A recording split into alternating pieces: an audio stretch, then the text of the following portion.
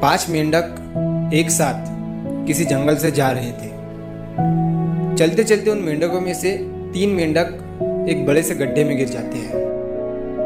5 में से 3 मेंढक गड्ढे में गिर गए तो ऊपर 2 बचे। अब गड्ढे में गिरने के बाद वो तीनों मेंढक ऊपर चढ़ने की बहुत कोशिश करते हैं, लेकिन वो गड्ढा बहुत बड़ा था।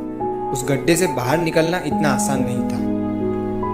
अब गड्ढे के ऊपर जो 2 मेंढक बचे हुए थे वो गड्ढे के अंदर देखकर उन तीनों मेंढकों से कहते हैं कि अब तुम तीनों इस गड्ढे से कभी बाहर नहीं निकल सकते हो।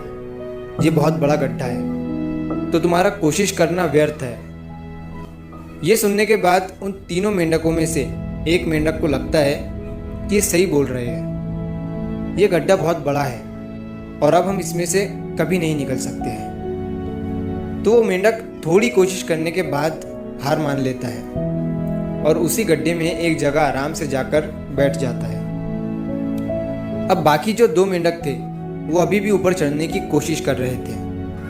अब उन दोनों को देखकर ऊपर वाले मेंढक फिर से उन्हें ये कहते हैं कि तुम जो कोशिश कर रहे हो वो बेकार है। तुम इस गड्ढे से कभी बाहर नहीं निकल सकते हो और अब तुम्हें अपनी सारी जिंदगी इसी गड्ढे में गुजारनी पड़ेगी।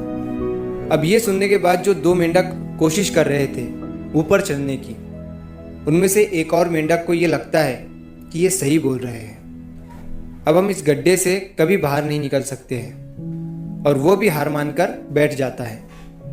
लेकिन अभी भी उनमें से एक मेंढक ऊपर चढ़ने की कोशिश कर ही रहा था। ऊपर वाले 2 मेंढक उसे भी कहते हैं कि क्या तुम्हें सुनाई नहीं दे रहा है?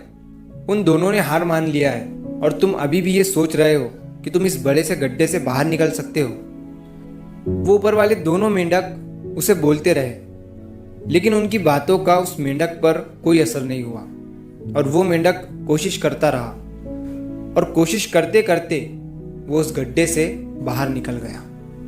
अब उसे वो सारे मेंढक देख रहे थे कि ये बाहर कैसे निकल गया। मैं आपको बताता हूँ कि वो मेंढक बाहर कैसे निकला। वो मेंढक इस बड़े गड्ढे से इसीलिए बाहर निकला क्योंकि वो मेंढक बहरा था, उसे कुछ सुनाई नहीं देता था। तो इस कहानी से हमें ये सीख मिलती है कि जब हम जिंदगी में कुछ अच्छा करते हैं तो बहुत लोग आते हैं हमें रोकने के लिए, तरह तरह की बातें करते हैं। लेकिन अगर आपको अपने काम में कामयाबी हासिल करनी है तो बहरे बन जाओ। उनकी बातों का अपने ऊपर कोई असर ही मत होने दो, क्योंकि सबसे बड़ा रोग क्या कहेंगे लोग। लोग तब भी कहते हैं जब आप कुछ नहीं करते हो और तब भी कहते हैं जब आप कुछ करते हो। तो चाहे आप कुछ करो या ना करो, लोगों का काम है कहना और वो तो कहेंगे ही।